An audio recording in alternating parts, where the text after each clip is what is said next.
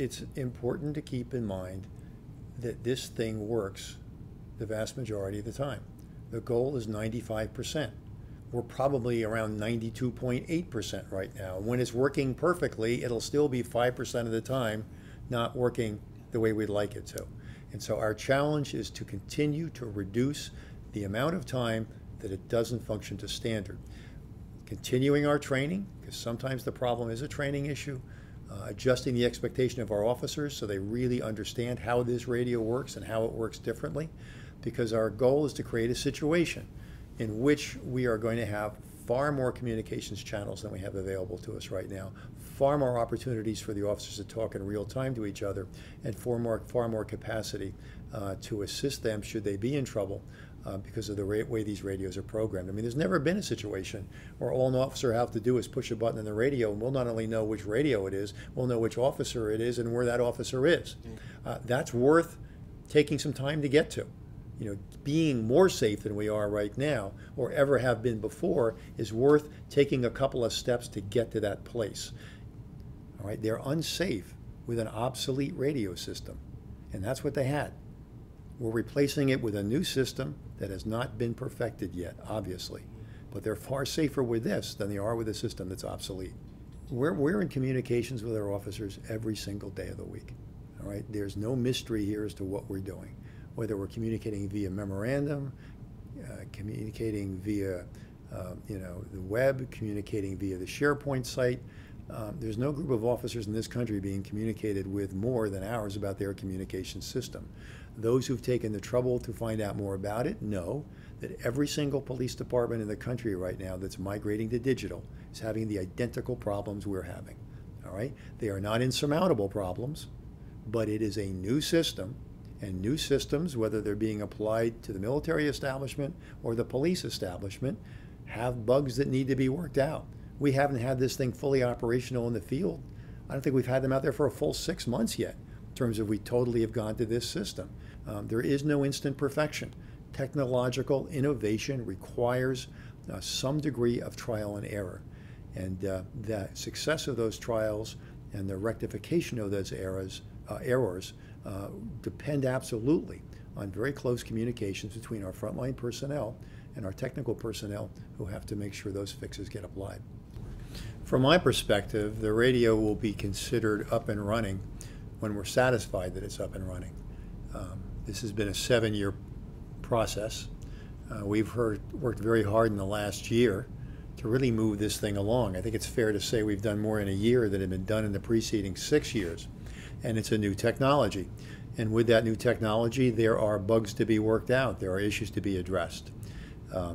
I'm not satisfied, or wasn't satisfied, that we had sufficient capacity really here to hold the vendor's feet to the fire without some outside assistance. So I took some drug forfeiture money and I hired a first-class consultant, one who was in fact crossed swords with Harris Communications, or actually with the old Open Sky system before. Purpose of them being with us is to help us make sure that the contract is complied with.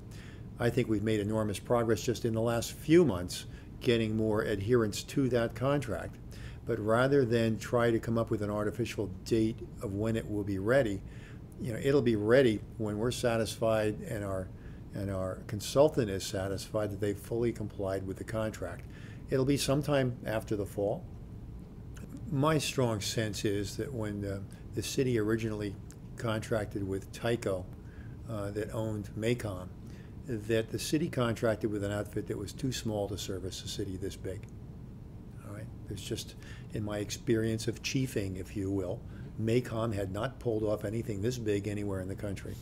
And when I got here, MACOM still had the contract, and we were getting nowhere. Harris Corporation is a big-time corporation. When they acquired when Tyco spun off MACOM and Harris acquired it, it has worked to our advantage simply because a much bigger company has much more resources and many more points of contact. We got to a situation with Harris where they assigned somebody practically to live here to work with us to move this along. Our first problem, and a lot of people don't know this, we have no options here. All right, Congress mandated the public safety had to move in the direction of digital technology. All right, We had to go to trunked systems. The big challenge, unfortunately, is Milwaukee decided to be not cutting edge, but bleeding edge. Milwaukee became one of the very first big cities to try to make this migration. Quite frankly, we're paying the cost of that innovation because the technology wasn't where it should have been when we signed on the dotted line. We're looking at some things we think will have a dramatic impact. First, we had to stop running the dual systems. It was very comforting for the cops to have analog and digital running at the same time, but those two systems degraded each other's signals, and sooner or later we had to cut the cord. Now, some of our challenges getting it to work properly have been training issues, but there have also been some systemic issues. One is dead spots. Now, every single system, when it's new, we have to identify new dead spots. I mean, theoretically, I could take this system and pretend, and it's total pretense because I can't, but let's say I had a wand, and I could make this system go away and buy somebody else's system tomorrow. We would go through this process all over again of finding that system's dead spots.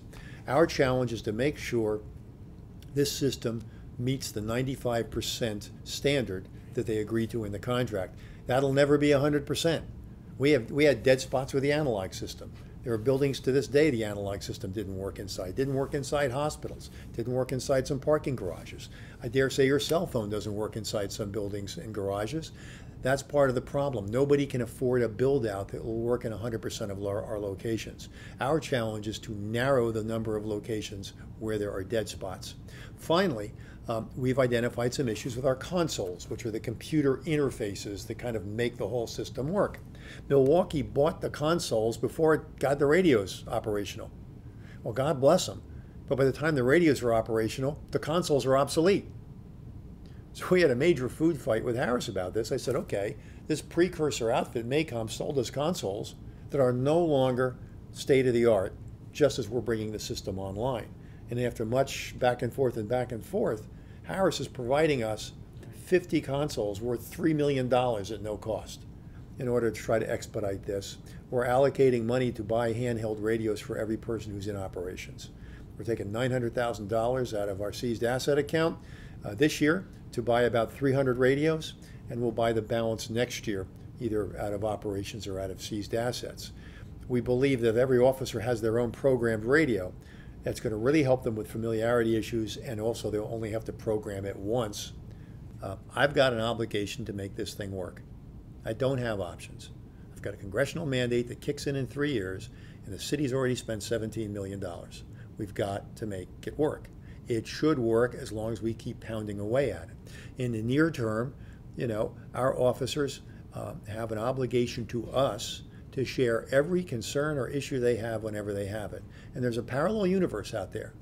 There's the universe of the cops that are writing trouble reports, the cops that are coming to the super user group committee meetings, the cops that are coming to the radio procedure meetings, the cops that are stepping forward, taking responsibility for their actions and saying, you need to do this, you need to fix this, we had this specific problem on this specific day. And every one of those things we're on. We've even set up a SharePoint site on the computer to make it even easier. Right? We're vacuuming up complaints. We want every complaint we can get because we want to secure contract compliance, and we want to make sure that our consultant has all the information they need to make sure that we get the system where we want it. So that's one world. And then there's the world of anonymity. Then there's the world of rumor. Then there's the world of we don't know whose ox is being gored by the accusations made in the anonymous blog site. And as far as I'm concerned, that's for entertainment value. There's a lot of different agendas out there regarding the police department that have nothing to do with the communication system. And if there's people out there that can use concerns about the communication systems to whip up dissatisfaction about other things, they'll happily do it. I just know this. In the real world I have to function in, not the pretend world of the anonymous blogosphere, but the real world of cops with real equipment facing real challenges who are working with us to fix them, we're making significant progress relatively quickly. And that's what we have to concentrate on. We're going to make this thing work because nobody cares more about the safety of these cops than I do. And I think I've got a record to back that up. And this system is improving every day. And I'm not going to accept this system until I'm absolutely comfortable that it is functioning as the contract said it would function and functioning in a way that makes officers safe. And when it gets to where it should be, ironically, it is going to be a far superior system than anything that they ever had before.